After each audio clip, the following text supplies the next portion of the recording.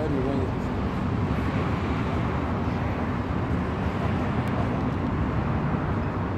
Testing one. Everybody ready? Good evening, everybody. My name is Elder Joseph T. Pusley. My name is spelled Josephvughsley. Today we are standing in solidarity for justice for Mr. Shawn Brider. A few nights ago, Shawn Brider died in police custody. And so far, there's been no accountability for the police. It must stop now. This is unacceptable for the city of Chicago for this young man to be pulled over for no apparent reason, and he just died in police custody. So with that being said, all the speakers that will be speaking, please make it 3 minutes, no more and no less. Our first speaker for this evening is Mr. Mark Clemens.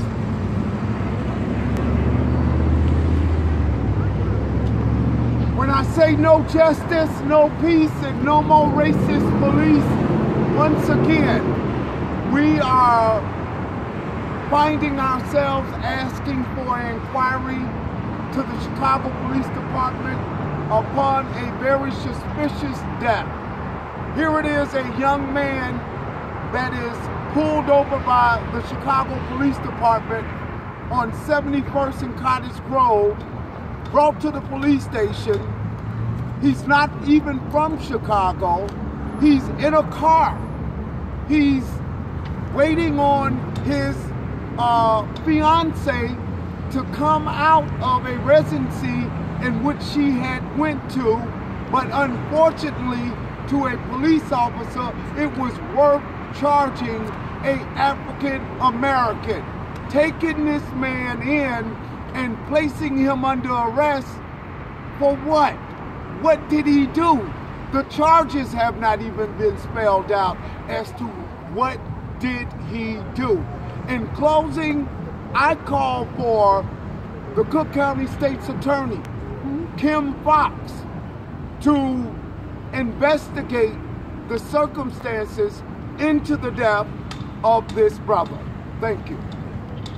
Can you spell your name too? My name is Mark Clemens, M-A-R-K, Clemens, C-L-E-M-E-N-T-S. Thank you. Thank you, Mr. Clemens. Our next speaker is going to be President of Violence Interrupters, Mr. T.O. Hardiman. Hello, we stand here unified once again today because we're hoping that the death of Shawn Brider is not the same thing that happened to Sandra Bland. We must unify and stand up to this unjust system on a regular basis because we've had too many incidents of police brutality and excessive force. That's why we stand out here, because we're concerned and we want to make sure that they don't just sweep this situation under the rug. So we're looking for accountability from Kim Fox, the Chicago Police Department, and once again, just for the record, we know what happened to Sandra Bland.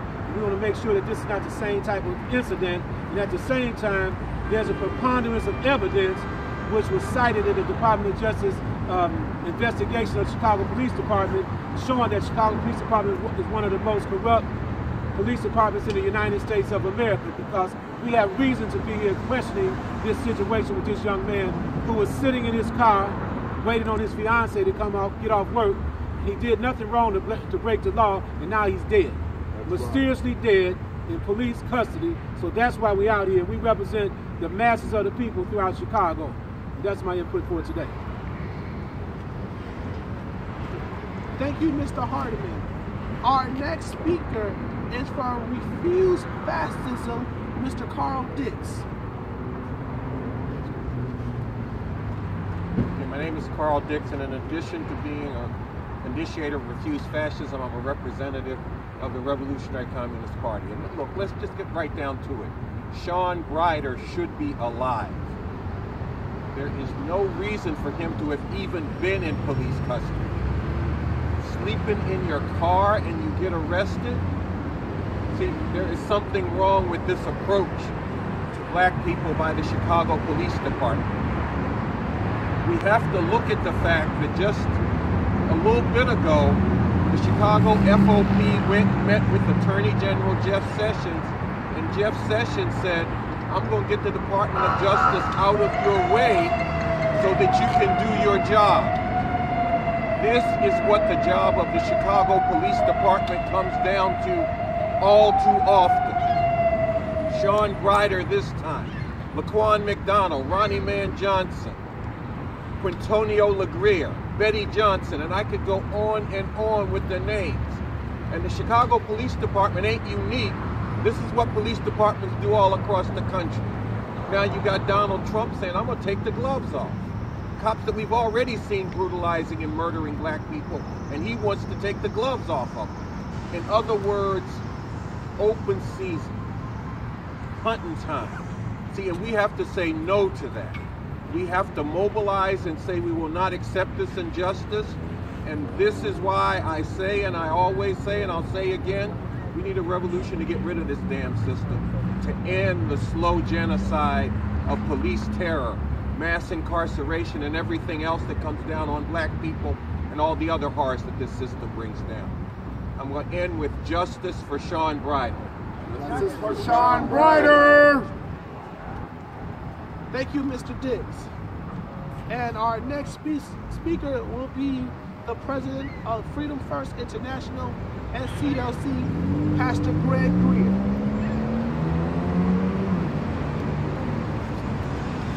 Good afternoon. It's Pastor Greg, G-R-E-G-G, middle initial L, last name G-R-E-E-R, Greer, president of Freedom First International, Chicago, SCLC, Southern Christian Leadership Conference. We want to make it totally clear that we're here because injustice is here. We're here because the Chicago police still, when I say still is not accountable, still means that after Laquan McDonald, no accountability. After millions of dollars paid out in misjustice, police brutality, and police deaths to citizens, Chicago still hasn't learned its lesson. Injustice is here. I'm saying very clearly that Shawn Brider should not be dead. Several folks who have come before me have said the same thing. Shawn Brider should not be dead. What we are seeing is an ongoing amount of microaggression to the black community, to the people of color, to the poor folks who have to live in these communities and work in these communities. They pay tax dollars. Shouldn't be pulled over when you're simply sleeping in the car and arrested. What about a well-being check that should have happened before a life was lost? What about hey, I'm checking on you to see how you're doing, sir. You know, can we help you get home before this life was lost? What about Shawn Brider? Can we call somebody because you're sleeping in your car with your child before we arrest you and take you down and lock you up and a life is lost? We are simply saying, in short, in the end of it, that after a DOJ report that says that there's a pattern of brutality and racism from Chicago PD, we're still seeing the same thing. My grandmother said one thing, a hard head makes a soft behind every day, and I'll tell you what, Chicago PD, Mayor of Chicago, city officials, you guys got a hard head and you ain't listening, so guess what? We're going to continue standing. We're going to continue asking for the resignation of Mayor Rahm Emanuel. We're going to ask for Eddie Johnson to step down because the public needs better. We need more. Anytime you see one life lost, it's a tragedy, but we're seeing several ongoing. 2017 is just beginning. We're not going to wait till the summer. We'll be here. We're going to slap you on the hand. And that hard head has got to go away, and we're hoping that it will. But if not, we'll be here to do it. We'll be here to say that it's got to go. We want justice for Shawn Brider. Justice for Shawn Brider. Justice for Shawn Brider. Before we close, is there any questions that wants to be asked? Any questions? Anybody? You got one? I do. Hi, I'm Lee Edwards, a reporter with the Chicago Defender newspaper. My question is, when it comes to the decision or the actions of the Chicago Police Department, have you seen any improvement over the last 3 to 6 months? No, there has not been any improvement. There has never been no improvement because the same stuff has been happening. Police are still harassing people in the Afro-American communities and the Hispanic community. They're continuing to pull people over for no apparent reason without reading the rights. So there has not been an improvement. Ever since Eddie Johnson got in, Eddie Johnson has not done his job. Eddie Johnson is being the mayor's puppet. Okay, let's say it like it is. And they're getting dollars and dollars for the job that they're supposed to be doing, and the job has not been completed. So there has not been improvement. There's nothing been approved. Only they're trying to do is trying to shut us up by paying money to the families, and that's not going to happen. Next question. Anybody else? So I want to ask a question. So no one has heard anything, no explanation or anything about this young man's death? Go ahead, Greg. Well, again, to right now, to this point, to where we're at right now here today, the city has been quiet. City officials, Chicago police officials have been quiet. Look, we understand that there's a current investigation going on, but what we need is accountability. We want you to say more than what you said. There's a death that's happened as a result of your actions. So let us know, because here's the thing that they got to understand. When I say they, I mean Chicago police, that public distrust of the police is so high that you would think that they would want to come and justify all of their actions in a better way than what they're doing now. So that's that accountability that we're talking about. We haven't seen it. We need to see it. It's just to ask, you know and I know and everybody knows that with all this going on with the Chicago Police Department, there should have been some information released by now. Sincerely, bottom line, because this man mysteriously died during his lockup here. There's no excuse for them not to have a press conference letting the public know what's going on.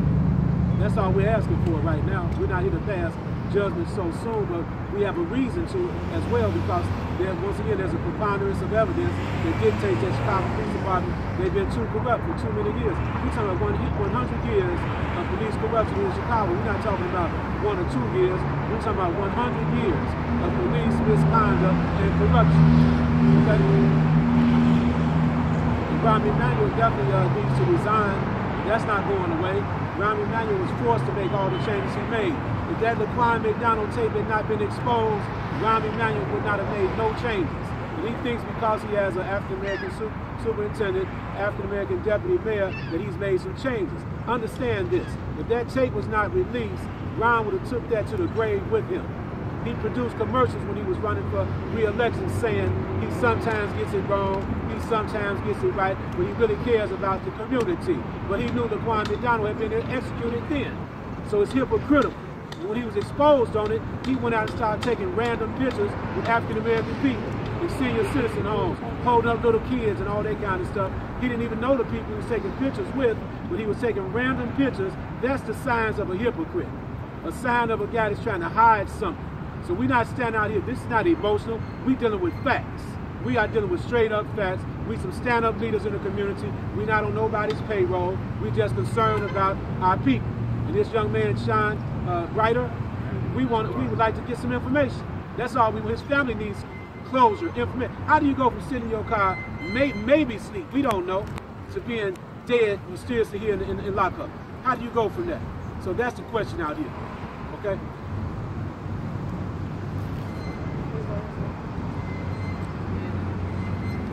So before we officially close, I do have one announcement. I want everybody to keep this in mind.